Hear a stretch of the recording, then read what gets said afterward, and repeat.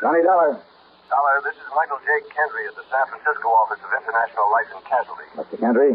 No, I'm not in my office. I'm over at Lake Tahoe. You know the place? South of Reno, kind of half in California, half in Nevada. That's right. I'm staying at a motel called Seven Pines Lodge at the south end of the lake. On the map, the town's called Al Tahoe. Seven Pines Lodge in Al Tahoe. Yeah, got it. Oh, and I understand there's some pretty great fishing in that lake. So, Kendry, I'll grab the first lane I can. Fishing, huh? What? Maybe that's what you'll end up doing, all right. Great. For the body of a man named Marvin W. Smedley. Huh?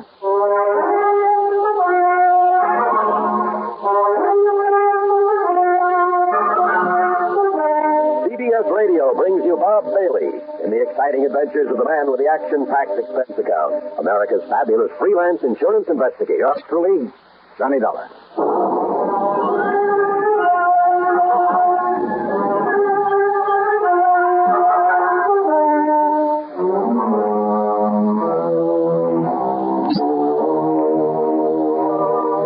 Expense account submitted by Special Investigator Johnny Dollar to the International Life and Casualty Insurance Company, San Francisco office. Following is an account of expenses incurred during my investigation of the twins of Tahoe matter. Expense account item 1, 182.50, cab to Bradley Field and an early morning jet flight to San Francisco. Item 2, when I got there, $50 deposit on a rental car. I could have taken a ferry plane to Sacramento or even north to Reno, but I wanted another look-see at this part of the country. And I'm glad I made the drive, for Route 50 took me through a lot of the romantic old gold rush country. Yeah, through Placerville, now a quiet, busy little city, but once one of the most lawless, notorious places in the West, where the corner of Main and Coloma Streets was known only as Hangtown. And at one end of Main Street, you can still see the famous Hangtown bell that was used to call out the vigilantes in times of trouble. And then, finally, Lake Tahoe. And in my way of thinking, it's one of the most beautiful spots on Earth.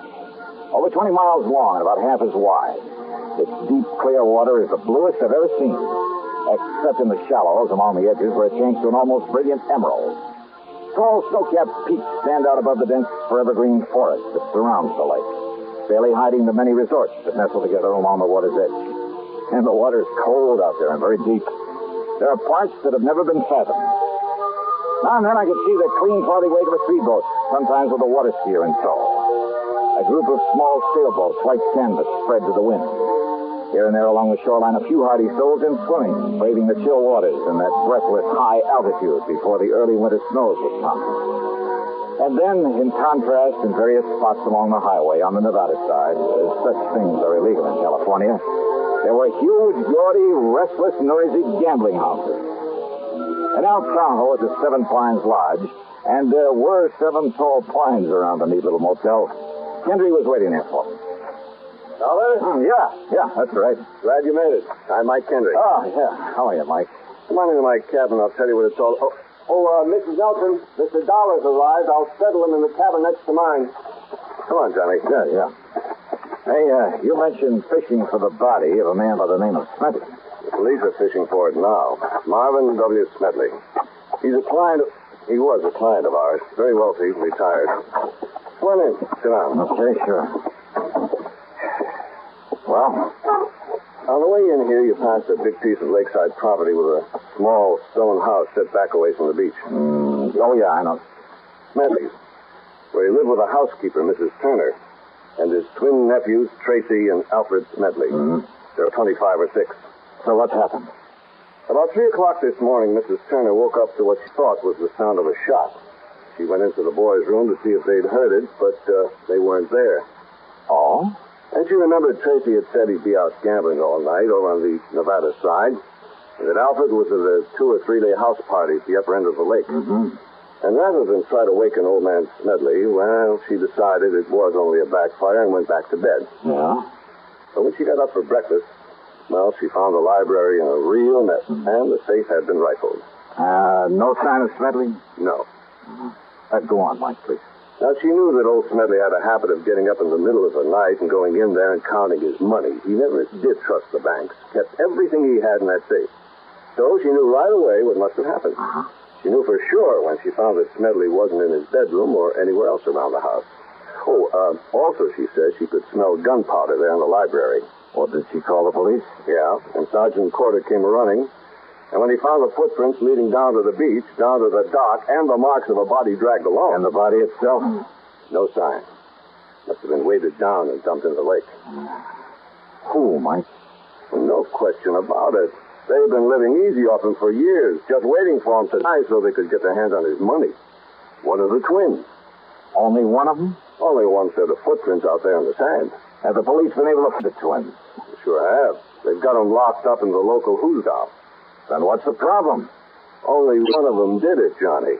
Okay. But both of them, both of those boys have absolutely airtight alibis.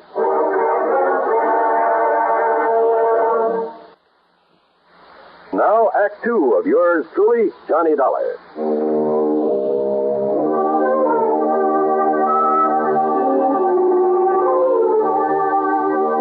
The police had roped off a lane from Smedley's house to the beach to the dock, where it was obvious from the tracks in the sand that somebody had dragged the old man out there, piled him into one of the rowboats, then dropped him into the lake. Sure, it was one of those twins, Mr. Dollar. It had to be. Well, now, why do you say that, Chief? Sergeant Bill Corder. Okay, Sergeant. Well, not only because of what Mr. Kendry told you about him, but because the footprints that hauled him out of here was made by the shoes of one of them. Which one? Either Tracy or Alfred. But you don't know which? Well, that's the trouble. Not only because it was a pair of brand new shoes that didn't have any what you might call identifying marks, even where they showed up clear in the damp sand, but because those two young punks always dressed exactly alike. You know, so as to cover up for each other. How do you mean? I mean, not only because they were always... Those boys were always mischief makers, Johnny. They sure were and still are. They just didn't have anything else to do. One of them would provoke a fight at one of the gaming casinos or borrow somebody's car without permission or such nonsense. And each of them would swear it was the other. Yeah. And because they look and talk and act exactly alike so that nobody can ever tell which is which, well, the police here, never knowing which one they could legally hold, and they were always threatening the super false arrest. And you'd be as mad as we are over how many times they've gotten away with that, Dollar. That's right. And not only because witnesses to whatever they did couldn't tell them apart, but that fool uncle of theirs would always come along and pay a fine or something before we could nail down the right one. That's it. And you say they both have alibis for whenever it was this thing happened? Yes, sir. About 3 o'clock this morning. And you're sure about those footprints? Sure I am. Found the shoes that made him in the house in the clothes closet. Found the sand on them in whose closet? Tracy's. Oh? Yes, sir. And Alfred's. Oh. Same closet. Sergeant Corder, Mike and I went on into the house to talk to Mrs. May Turner, Smedley's old housekeeper. Tall, raw-boned, but erect and strong in spite of her years, having worked hard all her life. She looked as if nothing in the world could ever face her. But obviously the death of her employer had. If only he'd have listened to me, Mr. Dollar. If only he'd have listened. Because I knowed something like this would happen to the poor old man. Him keeping all of his money here in the house instead of down to the bank where he ought to. How much money, Mrs. Turner? Oh, goodness knows, Mr. Dollar. But it was all he had, and he was a rich man, and everybody knowed that he kept it here, and that he'd come down in the middle of the night and cut it all out to himself, and look. He didn't even pull down the shades, so as anybody and everybody could see him sitting here with all his money, and I told him, and now it's happened. Oh. In other words, Sergeant, almost anybody around here could be suspected. If it wasn't for the footprints out there in the sand. Well, Footprints, did you say? Well, to be honest about it, that's why I came in here earlier, Miss Turner, to look at the boy's shoes in their closet. You see, whoever did it and hauled him out and threw him in the lake, well, that is... He don't need to tell me, officer, because I kept telling him about them, too. About the way he was spoiling them for that, giving them everything they wanted. I told him that sooner or later one of them would get so greedy he'd turn on to him. What? Which one, Mrs. Turner? Which one? They're the only relatives that he had. So it was Alfred. Oh? Oh, it was Tracy. Oh, yeah. My next move was to go on down to the jail and talk with the twins. Oh, they were identical, all right. I wondered how they themselves knew which was which. But in spite of what seemed to be the general opinion of them, they impressed me as just a couple of rather nice, normal, high-spirited kids. So, what if we did raise a little cane around town now and then, Mr. Dollar? None of it ever really did any harm, and we had to do something with our time. All right, now look here, Tracy. No, I'm Alfred. Oh, well, I'm... And what I mean is, it's no reason to pin a lousy thing like this on us, even though we aren't too sorry that he's gone. After all, what did he have to live for? Oh, I mean, just having to drag on maybe 10 or 15 years more with that lung trouble he had. Now, look, you boys never had to do a lick of work in your lives. Well, not since we got through school. But do you know why, Mr. Dollar? Why, Al? I mean, Tracy? Because Uncle Marv didn't want us to.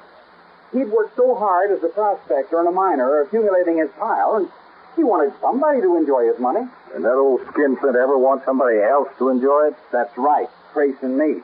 We're his only kin. Yeah, that's why he told us he was leaving us all his insurance. And what about the rest of the estate? We don't know and we don't care. After all, he did plenty for us. I mean, even before this insurance we'll get. Not if it's proved that you killed him, Tracy. Oh, now wait, Mr. Dollar. Have you got any proof that Uncle Marv was killed? Proof that... Well, What?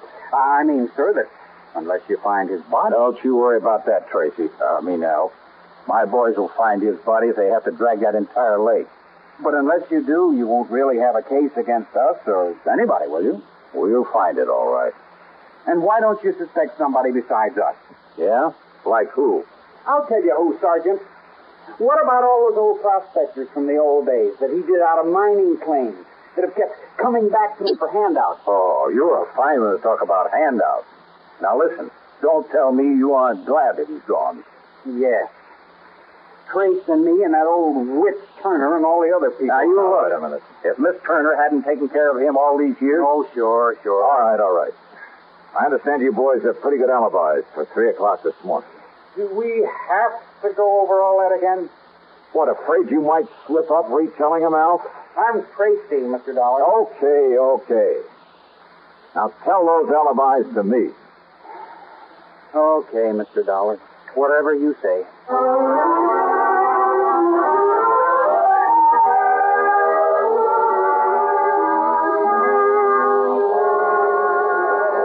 Okay, Tom, you relieve Jimmy over there on the blackjack table. When he gets back, you can take over one of the roulette wheels. Oh, Mr. Harker? Sure, Dollar. One of the Smedley twins was in here all night. Which one? Came in around midnight and didn't pull out until, it must have been about 8:30 this morning. All right. Now, you're sure that he was here at about 3 a.m., huh? Sure, I'm sure. Playing one of the craps tables. He didn't step out for a few minutes, perhaps? No, sir, and I know. Because I always keep an eye on those Smedley kids. You don't watch them, they're liable to pull tricks on our dealers. They think it's funny. All right. Which one was it? You know, I told you. It was Alfred Smedley, or his brother Tracy. Thanks.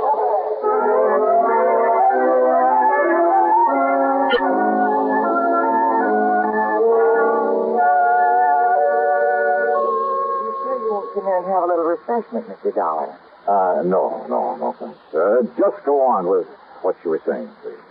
Well, the party got pretty big, and we all had a lot to drink. And I didn't watch the clock, and it didn't really break up until about 9 o'clock. This morning? Mm-hmm. And he was with you all the time, huh? Every minute. All right, now, which one of the twins was it? Who cares? You're both a lot of fun. I mean, fun. But, now listen, I have to know if it was Alfred or Tracy. But I haven't the least... You know, what's this all about, Johnny? Murder. Oh. Well? Well, it was Tracy. Maybe it was Alfred. Thanks a lot.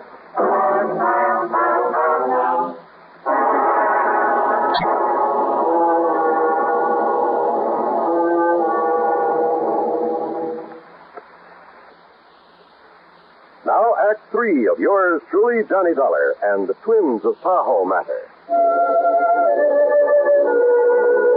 So both Tracy and Alfred Smedley had alibis, if for no other reason than that neither of them could have been in two places at once. And those alibis might be pretty hard to break. Yet, according to what little actual evidence there was, one of them must have killed their uncle, or the insurance... Oh, no, wait a minute. Yeah, there was something in Alfred, or Tracy. Anyhow, there was something that one of them had said that suddenly gave me a hunch. Expense account item 370 cents for phone calls to locate Smedley's lawyer on Mr. Kenneth Manor. Then I dropped into his office and asked him just exactly one question about the old man's will. And his answer gave me a new, fresh start on the case. Item 4, 10 cents, another call. This one to Sergeant Corder. Yes, Dollar. The boys found the body all right. Yeah? Now, you know how the water off that beach stays clear and shallow until it, gets to 150 yards or more straight out from the dock? Yeah? And it drops off over 300 feet straight down, just like that? And the body had been dumped over that ledge? Oh, but it's gone all the way down. We'd never have found it. But it was hung up on a rock, not more than 20 foot under. I see. And Dollar, there's a nice clean bullet hole in the back of his head. Did you find the gun? Same caliber as one that was issued to those twins a couple of years ago. Did you find it? No, sir.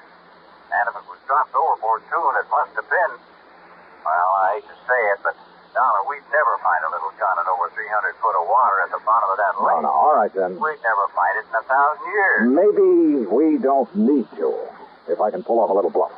In other words, we're never going to know whose prints are on Sergeant. it. But it was one of those twins did it, all right. Sergeant. No, there's just no question about it.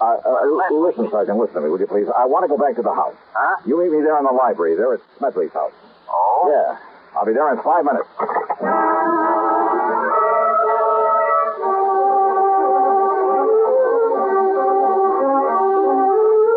In the morgue? Oh, no. That's right, Miss Turner. Oh, that's terrible. Terrible place. Mrs. Turner. If you just brought me poor old body here to the house. Mrs. Turner. Yes, Mr. Dollar. Well, let's quit fooling around with this thing, huh? I just finished talking to Mr. Kenneth McManus. Mr. McManus? That's right, the lawyer. Yes. Yes, and I guess he told you that all of poor Mr. Smedley's insurance goes to those two worthless twins, those murderers. Yes, he mentioned that. That's all he told you? No. He also told me that the remainder of the estate goes to... Let me see, I scribbled down some of the actual words. Now, here. The balance of my estate, including my home, I bequeath to one who, although I'm certain her motives have been entirely selfish, that she has simply been looking forward to being provided for in my will. What? Nevertheless, as a reward for Mrs. May Turner's faithful service, and I have told her this. He left something to me. You know that he told you he did. And that was your motive, Mrs. Turner. What's it? Now, you look Of here. course, the gun man. belonging to the twins was just as available as a pair of shoes that were borrowed to carry the body out there and leave the footprints. Dollar. The point is, though, that when Sergeant Corder found not only the body, but the gun out there in the lake... No, Dollar. And when I take your fingerprints and compare them with those we found on the gun... No, listen. You don't mind giving me a set of your fingerprints, do you, Mrs. Turner? Well... Half of my life. Half of my life I spent taking care of that stingy old man. And him giving me nothing. Whilst all the time he kept giving his money to them boys. So that by the time he finally would die natural, what'd they be left for me? And you would have let those boys go to the gas chamber, wouldn't you? No. Oh, no? I hated those boys. But I knowed they could never put it on to them. Nobody could ever put anything on to them before. I'm afraid that's beside the point now. Now that we know you did it. But I had to. Because if I'd have waited, he'd give them all his money, and when he did die, there was nothing left. Nothing for me. Nothing. Don't you see? What's left for you now, Mrs. Turner?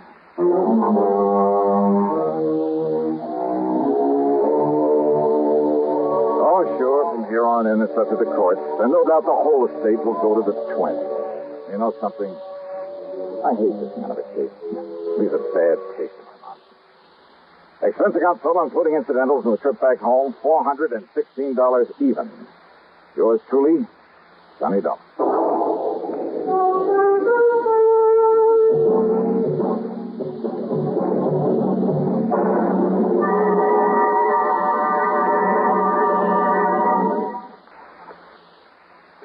Now, here's our star to tell you about next week's story. Next week, one of the most beautiful, most charming girls I've ever known, involved with a killer.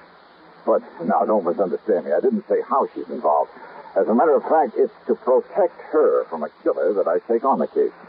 And it just so happens that among the people on this man's list of intended victims, that is, the people who had a hand in sending him off to prison, yeah, you guessed it, he's also after me. Join us, won't you? Yours truly, Johnny Dollar.